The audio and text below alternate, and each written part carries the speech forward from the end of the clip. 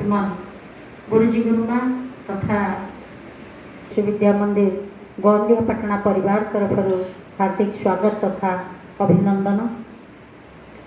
आज आम गहन रे जो महानुभव उपस्थित अच्छा से आउ कहीं नुहति आम ये गोंदिया माटीर गोंदिया अंचल जड़े आम ये गोंदिया जगन्नाथ संस्कृति चारण भाव में कार्य करुछंती।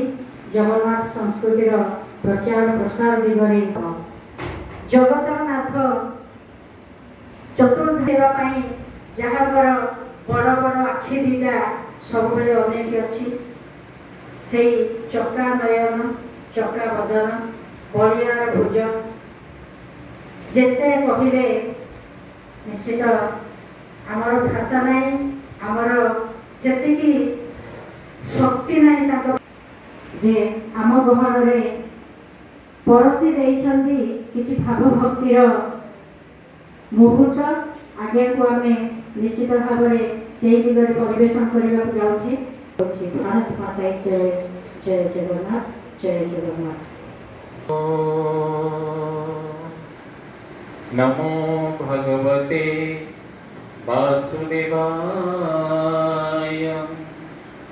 नीलाचल निवासाय नित्याय परमात्मने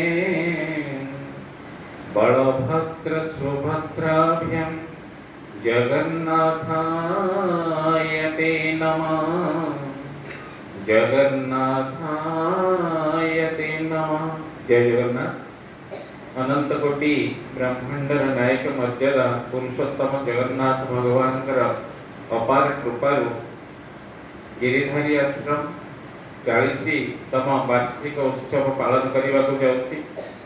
एही उत्सव अवसर रे आम गोंदिया मंडल तरफ विभिन्न विद्यालय महाविद्यालय स्तर पिलामानकु नहीं श्री जगन्नाथ संस्कृति ज्ञान परीक्षा विभिन्न समय होछि।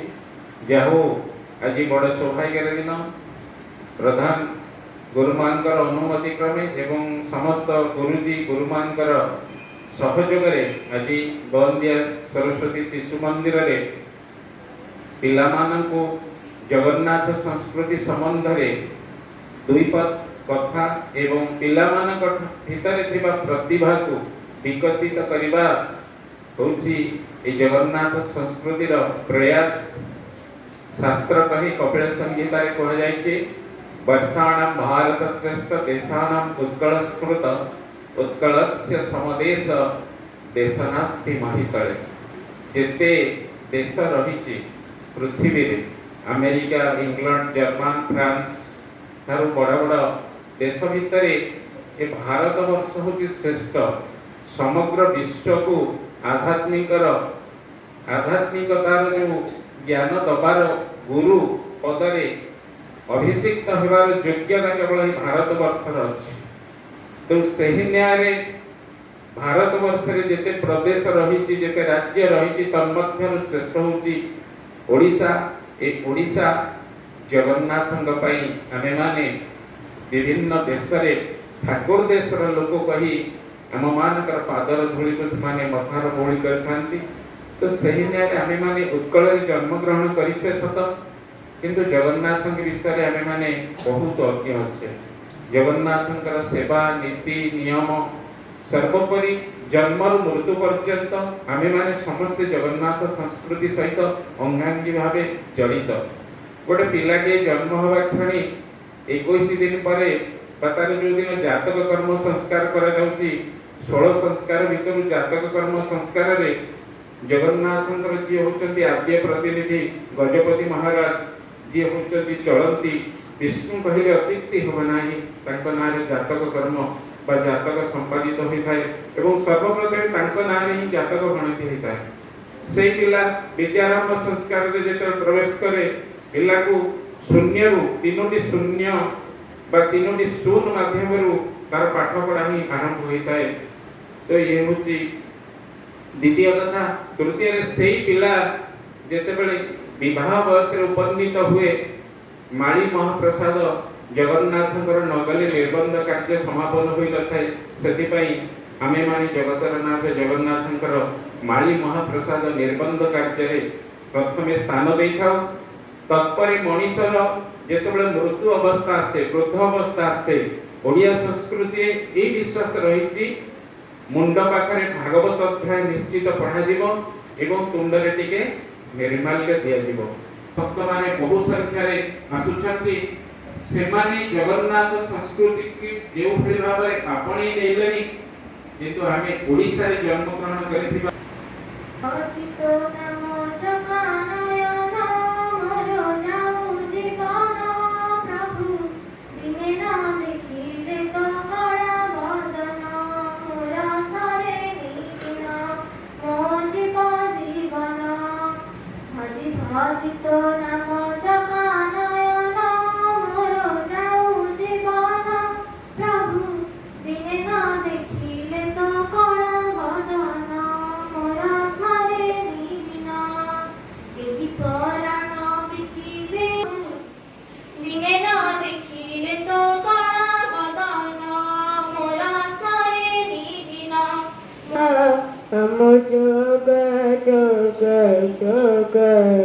Aku bagi pakunang poga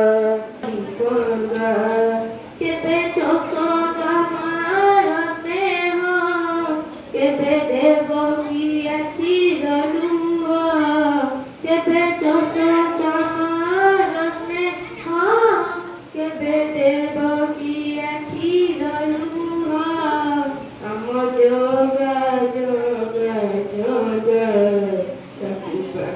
Bakunan poga, amo joga joga joga, jatuh pagi bakunan poga. Hari sikie, amo joga joga joga, jatuh pagi bakunan poga, amo joga joga joga, jatuh pagi bakunan poga.